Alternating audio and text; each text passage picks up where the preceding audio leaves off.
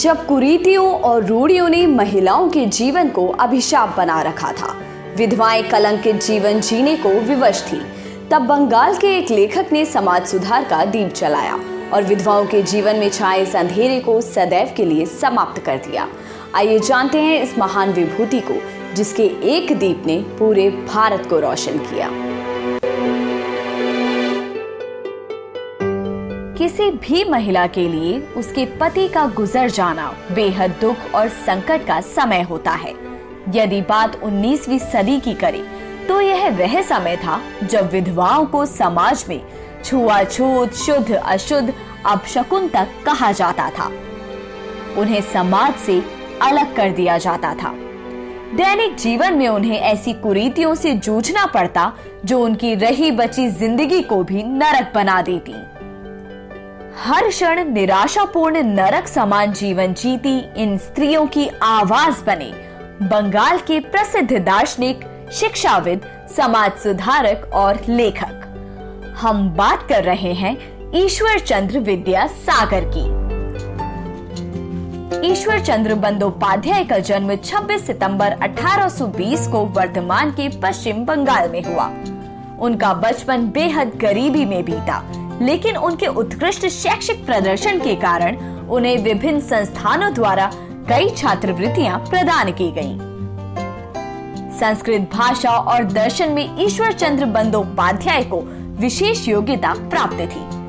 कठिन साधना और लगन के परिणाम स्वरूप उन्हें संस्कृत की प्रतिष्ठित उपाधि विद्यासागर प्राप्त हुई और वे ईश्वर चंद्र बंदोपाध्याय से ईश्वर चंद्र विद्यासागर कहलाए। विद्यासागर ने 1854 में विधवा विवाह को समाज में स्थान दिलवाने का कार्य प्रारंभ किया। उन्होंने धर्म ग्रंथों के द्वारा विधवा विवाह को शास्त्र सम्मत भी सिद्ध किया। उस समय के रूढ़िवादी समाज में विधवा पुनर्विवाह जैसे कानून की मांग अपने आप में एक चुनौती थी। उन्हें इस अभियान में कई बार निराशा हाथ लगी, लेकिन वे फिर भी जुटे रहे। उनके प्रयासों के कारण ही 26 जुलाई 1856 को हिंदू विधवा पुनर्विवाह कानून बना। वे समाज के अनुकरणीय उदाहरण बने जब उन्होंने स्वयं अपने एकमात्र पुत्र का विवाह एक विधवा से करवाया। विद्यासागर ने स्त्री शिक्षा का भी प्रबल समर्थन किया। उन्होंने स्थानीय भाषा और लड़कियों की शिक्षा के लिए लगभग 35 विद्यालयों की स्थापना की। 1872 में उन्होंने मेट्रोपॉलिटन कॉलेज की स्थापना की, जिसका नाम 1891 में उनके निधन के बाद 1917 में बदलकर विद्यासागर कॉलेज कर दिया गया। विद्यासागर का बंगाली भाषा की लिपि और वर्ण क्रम के विकास में अमूल्य योगदान है।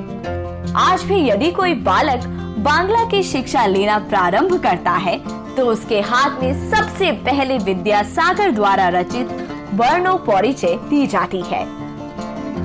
ईश्वर चंद्र विद्यासागर ने कई प्रेरणात्मक पुस्तकें लिखी, जिनमें बेताल पंचवीशी, बंगलार इतिहास, जीवन चरित, बोधादय प्रमुख हैं। अपनी सहनशीलता, सादगी तथा देशभक्ति के लिए प्रसिद्ध नारी शिक्षा और उत्थान के प्रबल पक्षकार के रूप में 29 जुलाई 1891 को ईश्वर चंद्र विद्यासागर का निधन हुआ।